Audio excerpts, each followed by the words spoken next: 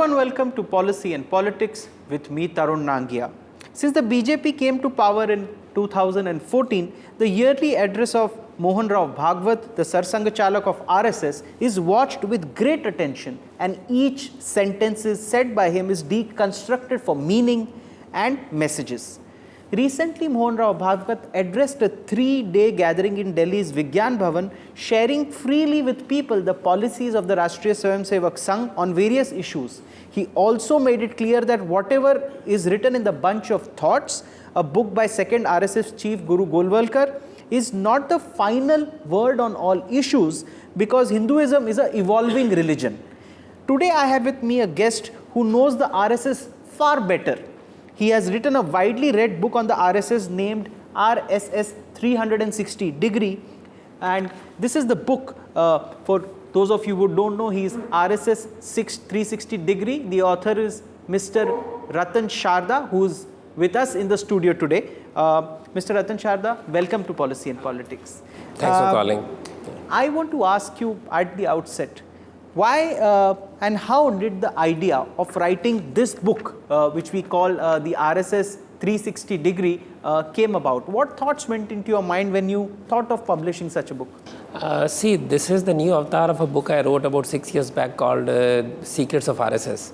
The reason for that was that when Dr. Mohan Rao Bhagwat became the RSS chief, there is a cover story in one of the newspapers saying that Dr. Bhagwat has become Sarsanga Chalak, and then somewhere it says, though it is a secret organization. So I thought, what's so secret about RSS? I have been in the RSS since my childhood. So then I wrote an article, what's so secret about RSS? That was very well received. So that is where the seeds of this book came into being, and that's how this seeds were finally converted into a book. It has been doing well. And another interesting thing, when I wrote this book, the first edition, RSS was totally about to be framed for saffron terror or Hindu terror, etc. At that time? At that time. So this book was not, first thoughts didn't come out when RSS was at the peak. It was doing well, but in terms of politics, it was being cornered very heavily in the name of saffron terror. It was that time that this book came, but it was very bold. I argued about even that saffron terror case at that time. So this is how the book evolved. And I realized that for so many years, there is no book about RSS which gives a complete 360 view of RSS, whether it's organization or its philosophy or its work outside its own domain, which is social area. So I thought, let me put this across in a manner which people can easily understand. I have tried to avoid every kind of jargon. I have tried to avoid every kind of cliches. So that is how this book has been appreciated. I would like to ask you this point. In the book, somewhere it is also written that RSS is very well known in rural India, where there are local language newspapers, but not so much in the English language press. Why did you write that? See, a reason for writing this book in English is that I wanted this to reach to people who are English speaking or English reading people, because they're the people who are sometimes get, rooted away from... No, I am not asking this. Why did you write it in English? Yeah. I am asking, in the book, there is a mention that in the local media, RSS and its activities are very well known. Right. But in the national media, it is seen as a secretive organization. You now got the right word. National media. What is national media? Just because it's English media, it has got audience across India. It is read by global. It is read globally. So that is why you call it national media. But national media is totally cut off from the local roots or the local news or the local organization. It's a pity, because you will find even today the newspapers cover negative news. They hardly give a positive news. For example, today there is a new route coming up in UP. So the title of the news says, with the eye on the elections, new route is being constructed. So this kind of so-called national news is not national news. So that is why RSS, which I have seen from childhood, was never covered in national media. 1 lakh gathering, no issues, no problem, for perfect organization, no news. There was a big camp in UP where 93,000 people came, and what was the news? 3 people semi-naked, bathing under the water tap. No, I will point out one issue with you now. Since the BJP, which is the political wing of the Bharatiya Janata of the RSS, they came to power, the speech of Mohan Rao Bhagwat, who's the Sarsanga Chalak of RSS, is seen with great interest. Suddenly, all national media is now watching the RSS with much more. But wasn't the case so till about 2013? True. It's only after they came to power that the focus, now every word he speaks makes news. So in a sense, do you see that things have changed since then? I think things have changed, yes, because this attention to RSS had begun a little earlier, but after BJP came to power, naturally there is much more attention being paid. Secondly, RSS also has become a little more outspoken. It has become more open to media. Yes. They are ready to talk to the media. As I said, when I wrote the book, there is a chapter on RSS and media, if you have gone through it. So RSS considered media as only a necessary evil, never as a propaganda machine or never as a dissemination center. Communication. Yes, so it was just a one-way communication. If you publish, theek hai, publish nahi kiya, to bhi theek hai. That has changed. Now there is an effort to disseminate with some effort any information, any news about RSS. So you mean they were just concentrating on organization work and not on media? Not at all. Media, if you see carefully, media as a part of RSS, as a section of RSS, came into being somewhere in 1980s. RSS was born in 1925. So you mean for about 50 years they didn't think about About nearly 60 years, there was no need felt of having a media cell. So when it was made, it took a lot of time to come out of the shell or just look at the organization. Even during that time, the effort was just to talk about what is being done. There was none effort to, in a typical way of disseminating information in that way. So now I want to ask you this question. All the people of India would want to know this because the RSS sends its leaders to the BJP. The BJP asks for it, like the Sarsanga Chalak said that they ask us for secretary organization, so we send and we depute leaders to the BJP, and they in the end up ruling the country when the BJP comes to power. Policies are formulated. So what are the policies of the RSS which you can see in manifestation in the BJP when it rules, according to you, because you know the organization so well? See, first of all, as RSS, the first founder said that RSS will do nothing, but NewsX will do everything.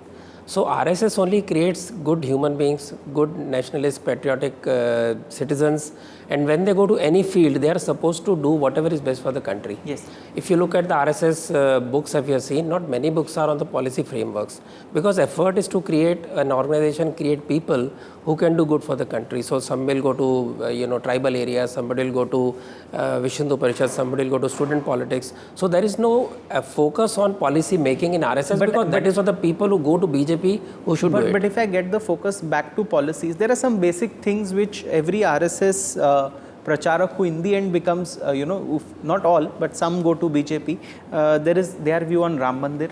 There is a view on Jammu and Kashmir, yes. Article 370. Yes. Some go far as to say there was a view on Akhand Bharat, which they have. So they have strong views on certain subjects. Yes. And that defines BJP, because in the end, those people have learnt it from childhood and it is a manifestation. Could you list out some of these issues for us? Much more, I mean, we know 3, 4, there may be many more. Like you pointed out, Jammu Kashmir has been a subject very close to RSS heart, because even BJP has lost its top leader in Jammu Kashmir struggle. Yes. RSS suffered a lot during 1947. Not many people know that when the attack on Jammu Kashmir happened, at that time hundreds of RSS themselves lost their lives fighting along with, first with the Dogra forces, then with the Indian army, to throw away the tribals from the Pakistani tribals from Jammu Kashmir. So this role was also part of that feel of the national integration, sense of unity. In fact, I had finished my PhD on 3 topics of RSS. One is Punjab, Jammu Kashmir and Northeast. I'm coming to that. Yeah. And if you could share some insights about your PhD on RSS with what you said, focus on Jammu and Kashmir, Northeast and the state of Punjab. If you could go and share some insights. See, RSS has 2 meetings in a year. One is Akhil Bharatiya Pratinidhi Sabha, second is Kendriya Karyakarini, which is Central Working Committee.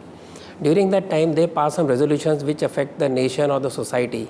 And when I tried to classify them, there were about 16 topics on which RSS had done various kind of resolutions. But somehow these resolutions, which were actually, sent out to media, they never paid any attention. So I decided to do something to understand in the historic perspective how RSS views have over the period of time have affected the national policy or national narrative. Then I found out that these 3 topics had the maximum resolutions, right from 1950 when they started appearing. That these are the issues which challenge the national integration in the biggest way. And what did RSS propose, what did RSS do, whether what it said was in tune with the so-called mainstream thought at that time, and how it put it on the field, and how in the long run whether the views were right or wrong, how it was able to change the narrative, and finally where people also finally realized that RSS stand was good. Now, we saw that you've compiled the memoirs of a global Hindu about an RSS-inspired work outside India. What are these memoirs about? See, fortunately, I am nephew of the person who started the RSS work outside India, Jagdish Chandra Shastri ji.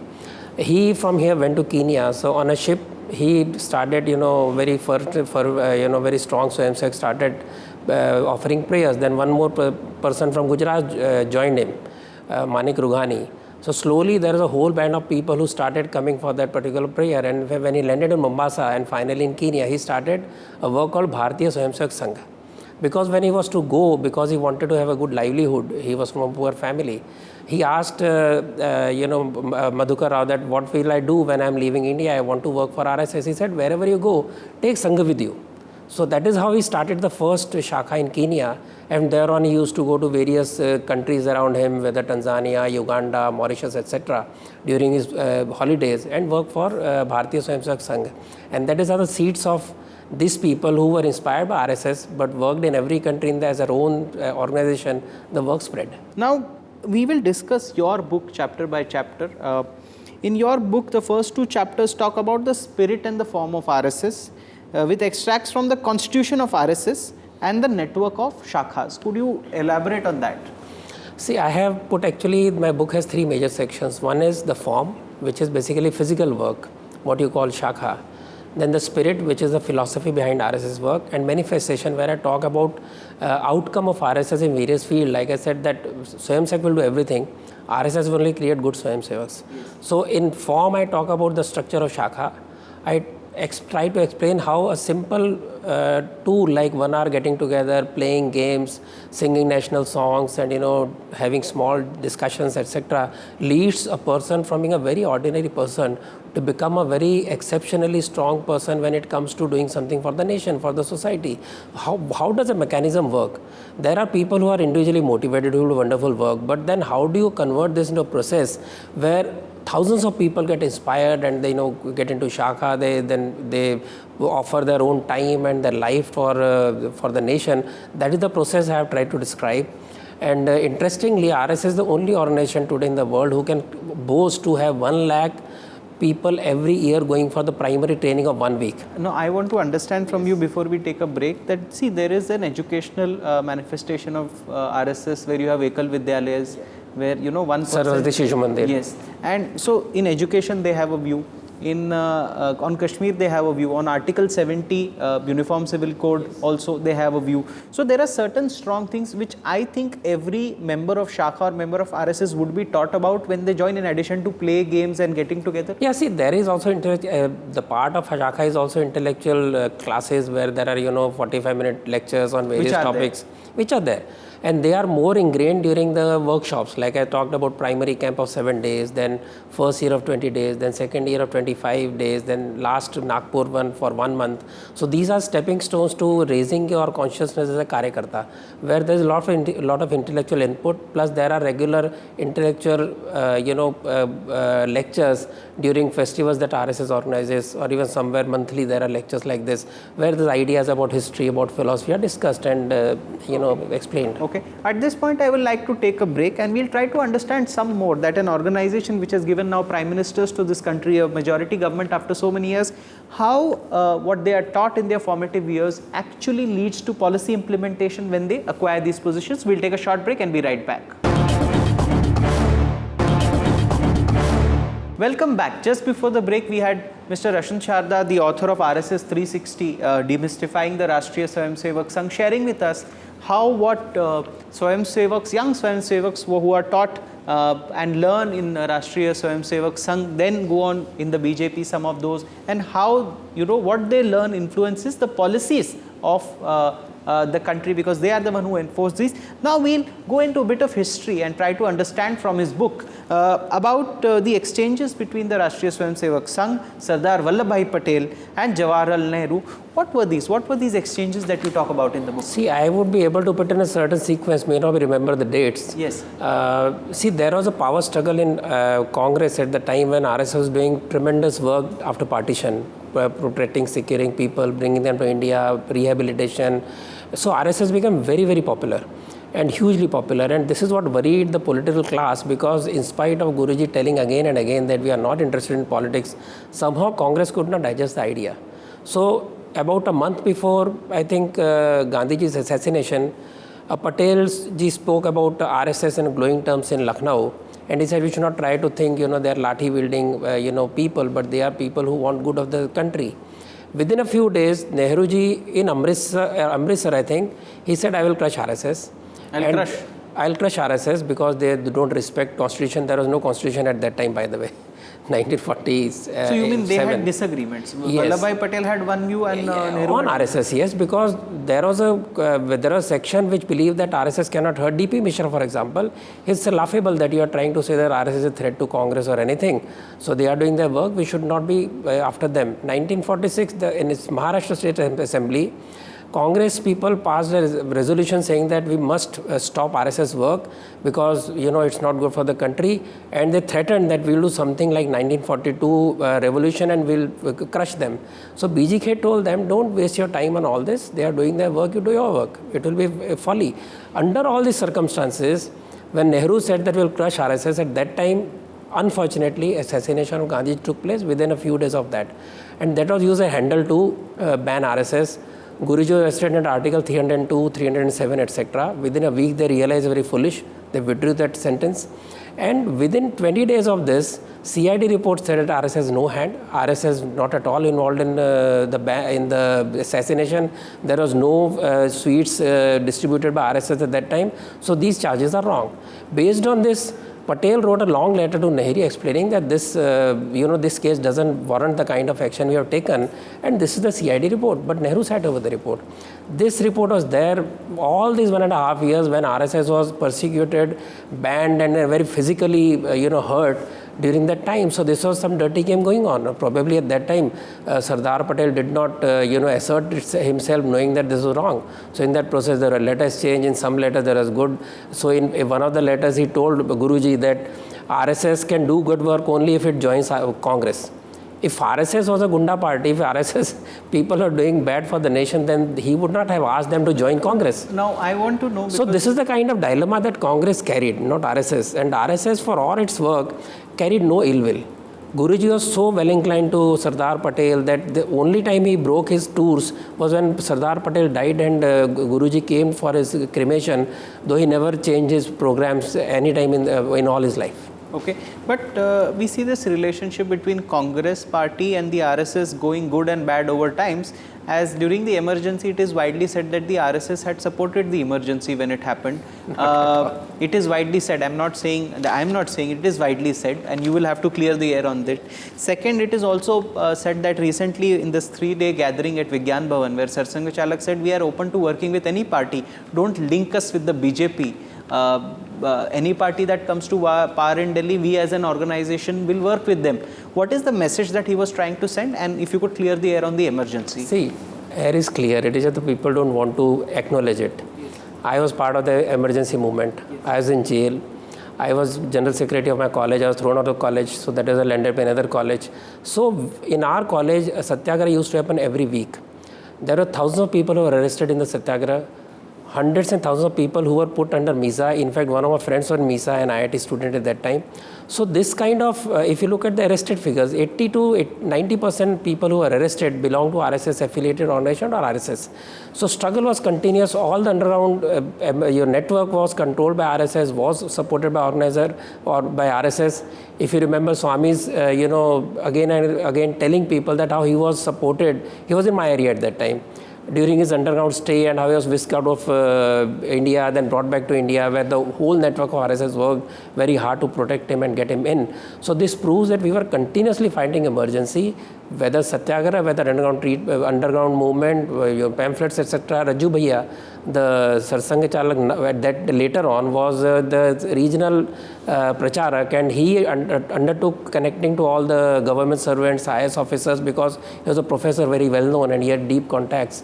And so it was a continuous struggle. What you talk about is a letter which was basically trying to see to it that how we can try to, as an organization, we can try to buy time to get things done, as any practical organization. So it was not support? It was not at all. There is no issue at all. Imagine all the top leaders inside, still the mass struggle continues. Thousands of people inside, more than 1 lakh inside, and people struggling continuously in the jail. There are families where nobody is left outside. They were all inside the jail. I know so many such families. So this is total canard, and just want to, people who are saying this are people who actually supported emergency. CPI openly said that this emergency is good for the nation. So you call it a false propaganda, do you? Totally. No doubt at all. Okay, and now when we recently saw You talked about Mohanji's speech. Yes. See, RSS never treats anybody as enemies. Right from earliest times, Dr. Ji had relations with Congress, he had relations with Hindu Mahasabha. He never had any bitter word for anybody. He used to say, whoever works the way he or she wants to do for the society, he or she should be welcomed. We should not say this is the right path or that is the right path. I feel a certain way, I am working a certain way. That has carried on. As I said, even after emergency, Guruji met Nehru also, Guruji met Sardar Patel also, he had good relations with Savarkar also, though Hindu Mahasabha sometimes had very bitter words for RSS. But he maintained good relations. Now if you look at the current politics, so many RSS leaders are already in Congress. Gujarat was totally propped by Congress leaders. So were many of the places. It is also present in Congress in your... Now Congress had to have some leaders. It didn't have. So these people went to there and became leader. So we have no animosity with anybody. Will I be welcomed in Congress? Naturally, I won't be. If I won't be, then I will go to BJP. But I want to ask you something. There is a thought on, if we get to education, the RSS has an opinion on how education should be. In some degree, we have seen its manifestation in the current government, where about textbooks there was certain saying. I don't know how much it has been successful, but there was some effort. There is talk of the Ekal Vidyalayas, which is an initiative of the RSS allied organizations, about 30,000 schools, if I am not wrong, all over the country. Around 40, yes. Around 40,000 schools. What is this thought? And do you think it is finally seeing a manifestation today since the BJP is in power, or do you think there is still a long way to go for them? I think there is still a way to go. See, in education, RSS is very clear that we need to have moral education, we need to have ethical education, dharma education, dharma which is not religion actually. So these sanskaras have to be given to students in the schools because that is the formative year. Secondly, on the front of history, if you see that we are not talking of rewriting of the history, we are just saying that present history as it is. History was rewritten somewhere in 1960s, 70s when the communist cabal joined the Nehru bandwagon or later on Indira Gandhi bandwagon. So that is when the whole history books written by people like R.C. Majumdar were pushed behind the shelves and a new approach to history was created where, tyrants became very kind kings and all that. So what RSS is saying, present the history as it is, let people judge it and let people know. See, unless you absorb the lessons of history, you cannot really do good. So we are trying to evade the bitterness of the history and we are creating more bitterness. About ethical values, yes, and about you are saying textbooks, I don't think much has been done so far. It should be done. Scholars should do it.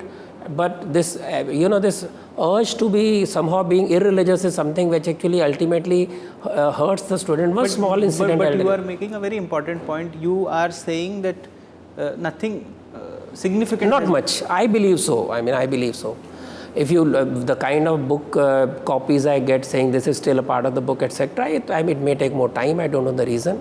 But it has to be looked at because if you treat Bhagat Singh as a terrorist or treat Guru Gobind Singh as some kind of bandit, etc., this is really very poor. And if you don't talk about Savarkar, talk about his sacrifice, or if you look at the overall history, what do students know about revolution? So what do you know of, big revolutionaries or Netaji or Sardar Patel's contribution? It's not known. So this has to be known. So people can say, okay, now independence was a huge movement which lent itself for long years. You cannot say that just, one agitation in a decade, 1920, 1921, 1930, 1942, one movement in each decade actually brought independence. That's not true. It is a continuous process where revolutions worked, where social renaissance worked, where people worked at various levels, and finally it ended up. So INA revolt, INA forces, then naval revolt, everything put together finally forced British to go. So this, but I like nothing that hurts if you put these things. You are admitting a fact, and if it is indeed a fact, Mr. Ratan Sharda admits while talking to us that on education, the RSS worldview has not seen its manifestation in textbooks. Even now, they've not been. In your it's view, my personal view, what I have known so far. It's your personal view, of course. So if whatever is there in the works, I would not know. But I think noise is too much more than noise is too much more than the actual opposition. Noise is too much. It's like just crying before anything actually hits the ground. So today's interview was an attempt to understand through Ratan Sharda that an organization which has given the first majority government to India in past so many decades. We never had a majority government from, I think, right after the late 80s, and so what it is worldview and how it impacts the policies. He is finishing his PhD thesis on RSS, and we would like to invite him soon for another episode. But thank you so much, Mr. Sharda, for joining us on today's episode of Policy and Politics. Thank you, viewers, for joining us. Thank you.